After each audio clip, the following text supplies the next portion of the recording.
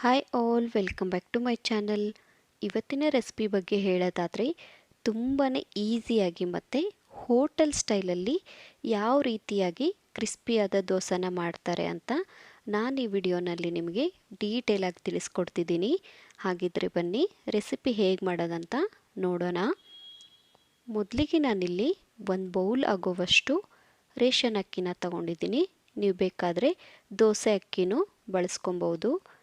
ನಂತರ ನಾನಿಲ್ಲಿ 2 ಸ್ಪೂನ್ ಆಗೋವಷ್ಟು ಉದ್ದಿನಬೇಳೆನ ಹಾಕ್ಕೊತಾ ಇದ್ದೀನಿ. ಅದಾದಮೇಲೆ 1 ಸ್ಪೂನ್ ಆಗೋವಷ್ಟು ನಾನಿಲ್ಲಿ ಕಡಲೆಬೇಳೆನ ಬಳಸ್ತಾ ಇದ್ದೀನಿ.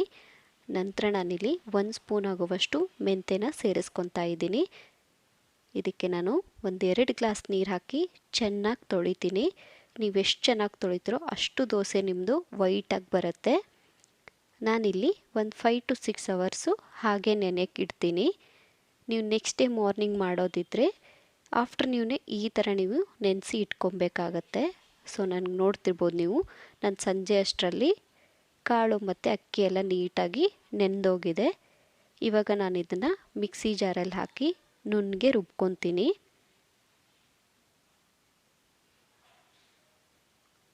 ಈ ಥರ ರುಬ್ಬಿದ ಮೇಲೆ ನಾನಿಲ್ಲಿ ಒಂದು ಪಾತ್ರೆಗೆ ಇದನ್ನು ಹಾಕ್ಕೊತಾ ಇದ್ದೀನಿ. ನೀವು ಹಿಟ್ಟನ್ನ ಹಾಕಿದ ಮೇಲೆ ನಾನಿಲ್ಲಿ ಸ್ವಲ್ಪ ಸೋಡಾ ಮತ್ತು ಸ್ವಲ್ಪ ಶುಗರ್ನ ಬಳಸಿದ್ದೀನಿ. ನಾನಿಲ್ಲಿ ತೋರಿಸೋದನ್ನು ಮರೆತುಬಿಟ್ಟೆ. ಸೊ ಇಷ್ಟ ಆದಮೇಲೆ ನೀವು ನೆಕ್ಸ್ಟ್ ಡೇ ಮಾರ್ನಿಂಗ್ ನಾನಿಲ್ಲಿ ತೋರಿಸ್ತಾ ಇದ್ದೀನಿ. ಸ್ವಲ್ಪ ನಮಗೆ ಹಿಟ್ಟು ಉಬ್ಬಿ ಬಂದಿದೆ. ನಾನಿವಾಗ ಇದಕ್ಕೆ ಉಪ್ಪನ್ನ ಸೇರಿಸ್ಕೊತಾ ಇದ್ದೀನಿ. ಇವಾಗ ನೀವು ಇದನ್ನು ಚೆನ್ನಾಗಿ ಒಂದು ಟೈಮ್ ಕಲಿಸ್ಕೊಬೇಕಾಗತ್ತೆ. ನೀವು ಬೇಕಾದರೆ ನೈಟೇನೆ ಉಪ್ಪು ಸೇರಿಸ್ಕೊಂಡು ಹಿಟ್ಟನ್ನ ನೆನೆಯಕ್ಕೆ ಬಿಡ್ಬೋದು. ನೋಡಿ, ನಾನು ಸಕ್ಕರೆ ಮತ್ತು ಸೋಡಾ ಹಾಕಿರೋದ್ರಿಂದ ಎಷ್ಟು ಹಿಟ್ಟು ಉಬ್ಬಿ ಬಂದಿದೆ ಅಂತ. ಒಂಥರ ನೊರೆ ಥರ ಅನಿಸ್ತಿದೆ. ಈ ಥರ ಬಂದರೆ ನಿಮಗೆ ದೋಸೆ ಸಕ್ಕತ್ತಾಗಿ ಬರುತ್ತೆ. ಸೊ ಇಷ್ಟು ಬಂದರೆ ಸಾಕು ನಮಗೆ. ಇವಾಗ ನಾವಿಲ್ಲಿ ದೋಸೆ ಹಂಚು ನಮಗೆ ಕಾಯ್ದಿದೆ. ಇದಕ್ಕೆ ನಾನು ಸ್ವಲ್ಪ ನೀರು ಹಾಕಿಬಿಟ್ಟು ದೋಸೆನ ಹುಯ್ತೀನಿ.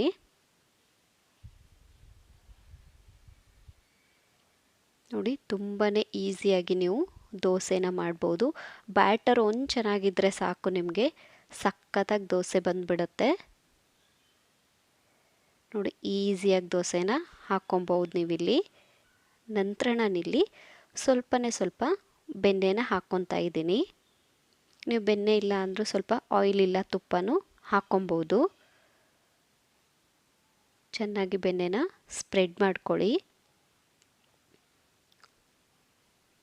ನಾನಿಲ್ಲಿ ಮೆಂತೆಕಾಳು ಜಾಸ್ತಿ ಬಳಸಿರೋದ್ರಿಂದ ಮತ್ತು ತುಪ್ಪ ಹಾಕ್ತಿದ್ದೀನಲ್ವ, ಅದಕ್ಕೆ ನಿಮಗೆ ಎಲ್ಲೋ ಥರ ದೋಸೆ ಕಾಣಿಸ್ತಾ ಇದೆ. ನೀವು ಬೇಕಾದರೆ ಮೆಂತೆಕಾಳನ್ನ ಅರ್ಧ ಸ್ಪೂನಷ್ಟು ಹಾಕ್ಕೊಬಹುದು, ಇಲ್ಲ ಬೆಣ್ಣೆನ ಸ್ಕಿಪ್ ಮಾಡ್ಕೊಬಹುದು. ಸೊ ನೋಡಿ, ಎಷ್ಟು ಈಸಿಯಾಗಿ ನಾವು ಕ್ರಿಸ್ಪಿಯಾಗಿ ದೋಸೆನ ಮಾಡಬಹುದು ಅಂತ. ನಾನಿಲ್ಲಿ ಇನ್ನೂ ಒಂದು ದೋಸೆನ ತೋರಿಸ್ತಾ ಇದ್ದೀನಿ.